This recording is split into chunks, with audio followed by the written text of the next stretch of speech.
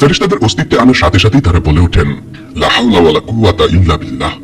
আল্লাহ ছাড়া কোনো শক্তি বা ক্ষমতা নেই, আমাদের নিজস্ব কোনো ক্ষমতা নেই। তাই জিবরাইল আলাইহিস সালামকে যখন সৃষ্টি করা হলো, এই প্রথম রূহ হিসেবে তিনি এই কথাটি বলেছিলেন। রাসূলুল্লাহ সাল্লাল্লাহু আলাইহি ওয়াসাল্লাম বলেন, আমাকে অনুমতি দেওয়া হয়েছে আরশ বহনকারী ফেরেশতাদের মধ্য থেকে মাত্র একজনের বর্ণনা দেওয়ার। তিনি বলেন, তার কানের লতি এবং কাঁধের মধ্যবর্তী দূরত্ব হলো 700 বছরের পথ। ইবনে খুজাইমার বর্ণনায় নবীজি সাল্লাল্লাহু আলাইহি ওয়াসাল্লাম বলেছেন, একটি পাখি এই পথ উঠতে 700 বছর সময় নেবে। তাহলে আমরা কিভাবে নির্ধারণ করব কে বড় ফেরেশতা আর কে ছোট, এবং জিবরাইল আলাইহিস সালামের সাথে এর সম্পর্ক কি? আলেমগণ বলেন, ফেরেশতাকে যে দায়িত্ব দেওয়া হয়েছে তা যত বড়, ফেরেশতার আকারও তত বড়। তাই এটি সরাসরি বুঝিয়ে দেয় যে জিবরাইল আলাইহিস সালাম তাদের চেয়েও বিশাল। তিনি ফেরেশতাদের মধ্যে সবচেয়ে বড় এবং আকৃতিতে মহান, কারণ তার দায়িত্ব ছিল সবচেয়ে মহান। লূত আলাইহিস সালামের কওম, সেই পুরো শহরটি জিবরাইল আলাইহিস সালামের একটি ডানার সামান্য অংশের আঘাতে ধ্বংস হয়ে গিয়েছিল। তাদের উপরে তুলে মাত্র একটি ডানার আঘাতে ধ্বংস করে দেওয়া হয়েছিল। এটি জিবরাইল আলাইহিস সালামের শক্তির প্রমাণ দেয়।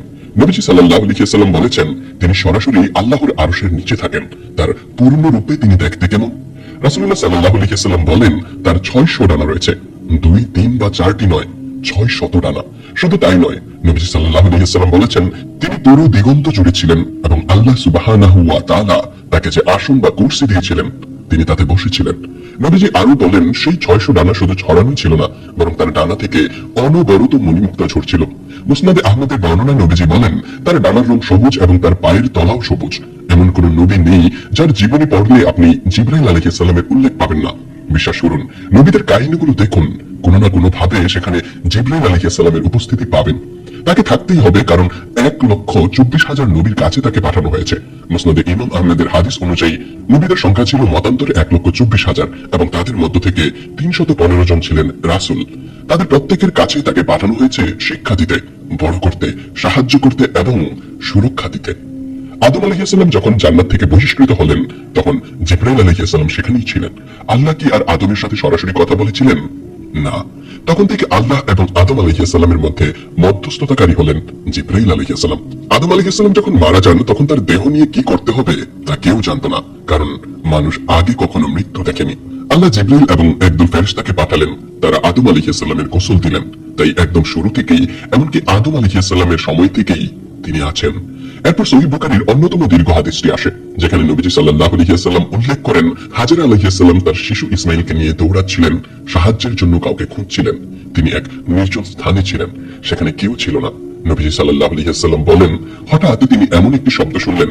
তিনি বললেন, সামনে এসো, যদি তোমার কাছে ভালো কিছু থাকে। নবীজি বলেন, হঠাৎ দেখা গেল তিনি জিবরাইল আলাইহিস সালাম। তারপর নবীজি সাল্লাল্লাহু আলাইহি ওয়াসাল্লাম বললেন, জিবরাইল আলাইহিস সালাম তার গোড়ালি দিয়ে মাটিতে আঘাত করলেন। জিবরাইল যখন এমনটা করলেন, মাটি থেকে প্রবল বেগে পানি বেরিয়ে আসতে লাগলো। জমজম মাটি ফেটে বেরিয়ে এলো। নবীজি সাল্লাল্লাহু আলাইহি ওয়াসাল্লাম বলেন, আল্লাহ ইসমাইলের মায়ের উপর রহম করুন। তিনি যা করেছিলেন তা হলো, তিনি কুয়াটি বাঁধিয়ে দিয়েছিলেন, কারণ তিনি ভয় পাচ্ছিলেন সব পানি ছড়িয়ে পড়বে এদিক ওদিক এবং কিছুই অবশিষ্ট থাকবে না। নবীজি সাল্লাল্লাহু আলাইহি ওয়াসাল্লাম বলেন, তিনি যদি তা না করতেন তবে পুরো পৃথিবী জমজমের পানিতে প্লাবিত হতো। সুবহানাল্লাহ। জমজমের অলৌকিকতা নিয়ে চিন্তা করুন। এর আয়তন মাত্র 8 ফুট বাই 3 ফুট। জমজমের উপর করা এক গবেষণায় দেখা গেছে, এটি প্রতি সেকেন্ডে 8,000 লিটার পানি পাম্প করে, অর্থাৎ দিনে 691 মিলিয়ন লিটার। চিন্তা করুন, মানুষ প্রতিনিয়ত কত মিলিয়ন গ্যালন জমজম পান করছে, তবুও তা শুকায়নি। আর এটি হয়েছিল জিবরাইল আলাইহিস সালামের পায়ের এক আঘাতে। আপনারা আজও তা পান করছেন, তাই আজ পর্যন্ত জিবরাইল আলাইহিস সালামের সাথে আপনাদের এই সংযোগ রয়ে গেছে।